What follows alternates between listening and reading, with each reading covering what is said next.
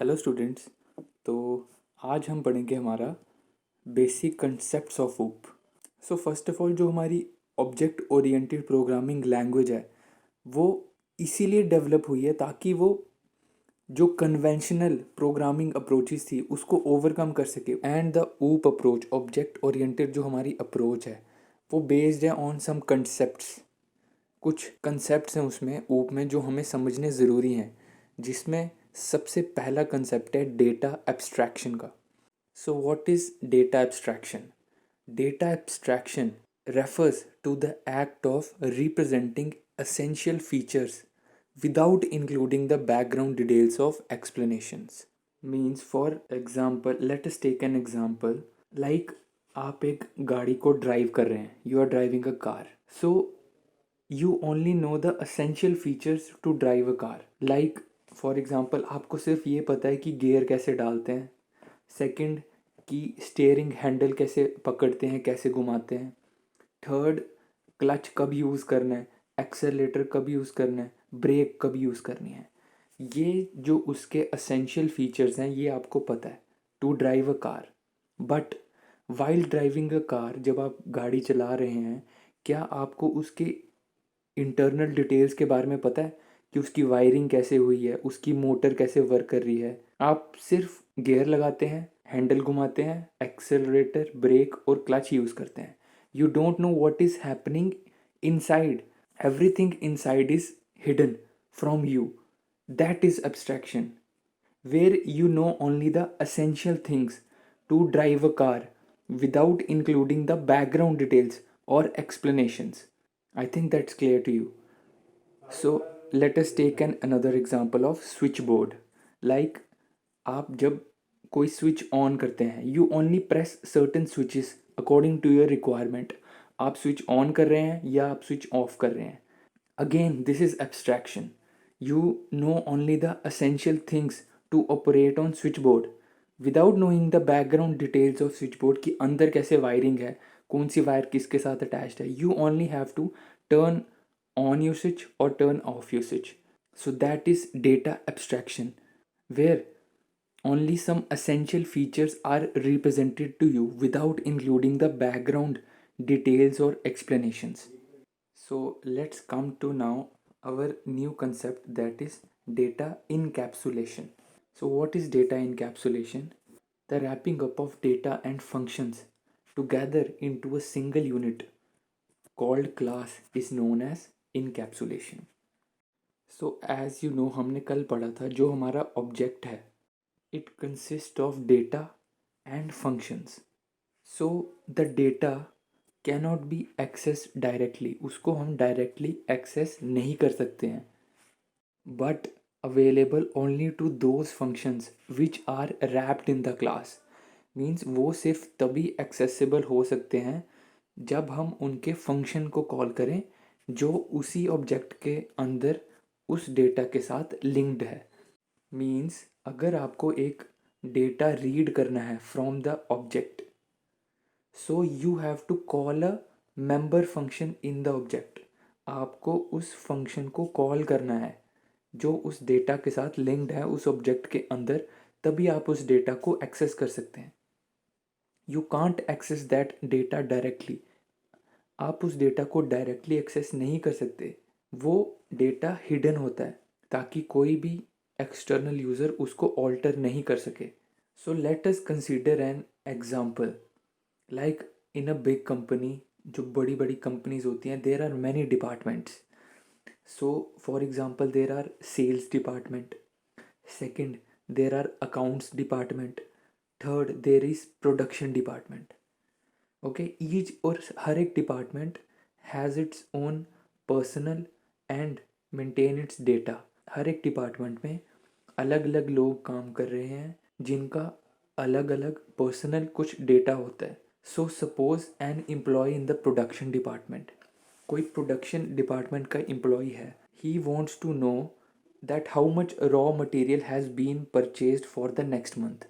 Means जो हमारा production department का एम्प्लॉय है उसको परचेज डिपार्टमेंट के बारे में कुछ जानना है। मीन्स परचेज डिपार्टमेंट ने कितना रॉ मटेरियल परचेज किया फॉर द नेक्स्ट मंथ। मतलब जो हमारा प्रोडक्शन डिपार्टमेंट वाला एम्प्लॉय है उसको परचेज डिपार्टमेंट वाले एम्प्लॉयज़ की डेटा फाइल्स को एक्सेस करना है।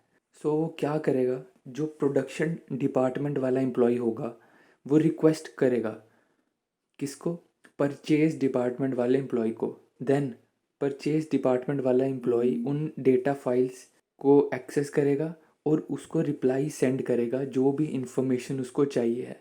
ये जो प्रैक्टिस है ये इंश्योर करती है कि जो डेटा है वो एक्सेस हो रहा है accurately and that it is not corrupted by any outsider. Means वो हमें एक ऑथेंटिक वे में आ रहा है और उस डेटा को कोई भी आउटसाइडर अपनी मर्ज़ी से सेंड नहीं कर रहा है।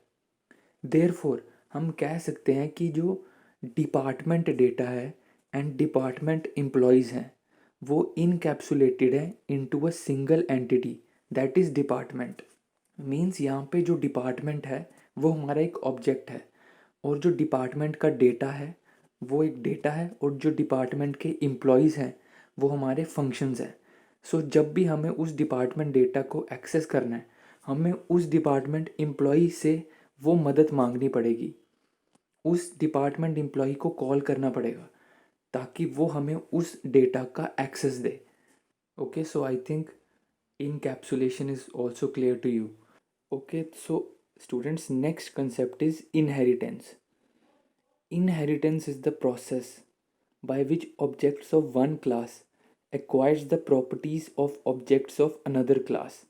Means एक क्लास के ऑब्जेक्ट एक्वायर कर सकते हैं properties of the another class.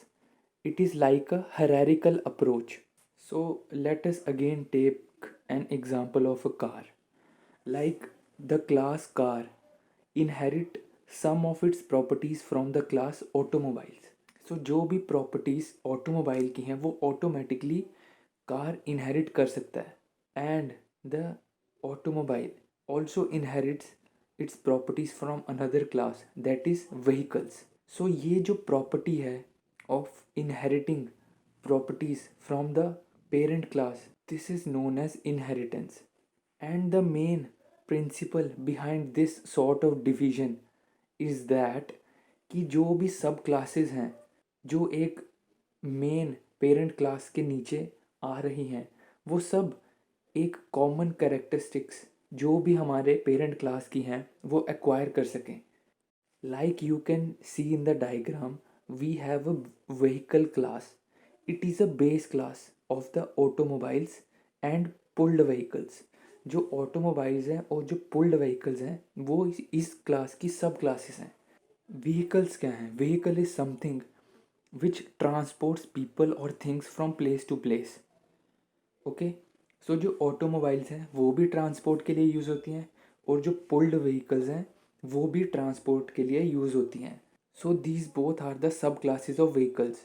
Vehicle की प्रॉपर्टीज़ एक्वायर करेंगी ये दोनों क्लासेस ऑटोमोबाइल्स और pulled classes, but they are different from each other, but they are doing the same thing that the vehicle class is doing. फ़र्क सिर्फ इतना है जो ऑटोमोबाइल्स हैं वो मोटर ड्रिवन है, उसमें मोटर यूज़ हो रही है and there is no man power और एनिमल पावर। जो पुल्ड व्हीकल्स हैं लाइक आपका जो कार्ट्स होती हैं that are driven by either buffaloes और हॉर्सेस एंड योर रिक्शा जो कि मैन पावर जो एक मैन चलाता है। So they are pulled vehicles and on the other hand we have automobiles. So automobiles is also the base class for two subclasses, that is car and buses. Car and buses are different from each other, they have different properties but they acquire the properties from automobile class because both are automobile class, they acquire the properties of automobiles. So this property of acquiring the properties of another class is known as inheritance और ये काफ़ी use होती है programming में। So the next and the last property और the characteristic of OOP is polymorphism. So what is polymorphism? So polymorphism is the ability for a message और data to be processed in more than one form. So a real life example of polymorphism is like a person, एक person है वो at the same time एक father भी है, एक husband भी है और एक एम्प्लॉय भी है। सो वो एक सेम पर्सन पोजेस करता है 3 different behaviours in different situation. This is called polymorphism. Means there is a single person and उसी सिंगल पर्सन की 3 सब क्लासेस हैं कि he is a father, he is a husband and he is a employee. और ये different behaviours वो different situation में possess करता है। Means if he is at home so he is a father and a husband both. If he is at work he is an employee. So different different conditions में ये different different behaviour poses करती है एक single class, उसको हम कहते हैं polymorphism. For example let us take an another example, like there are mammals. So there are many and whole number of mammals in this world. So mammals have 3 subclasses, that is dog, cat and humans. So अगर हम कुछ message input कराते हैं कि those who see through daylight, जिन mammals को दिन में दिखता है, तो उसमें तीनों आएंगे, dog, cat and humans, all 3 of them. But अगर हम कोई मैसेज इनपुट कराते हैं कि who see through dark, means अंधेरे में जिनको दिखता है, so humans and dogs are excluded from that, only cat is included. So here जो कैट है वो डिफरेंटली बिहेव कर रही है from the other mammals and it is responding to the message और the action that the user have given.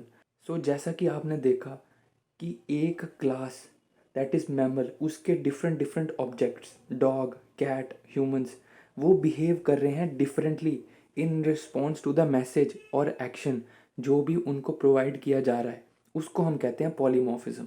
So these were your characteristics of OOP. These were the most important concept जो आपको याद होने चाहिए। So that's all for today students, thank you.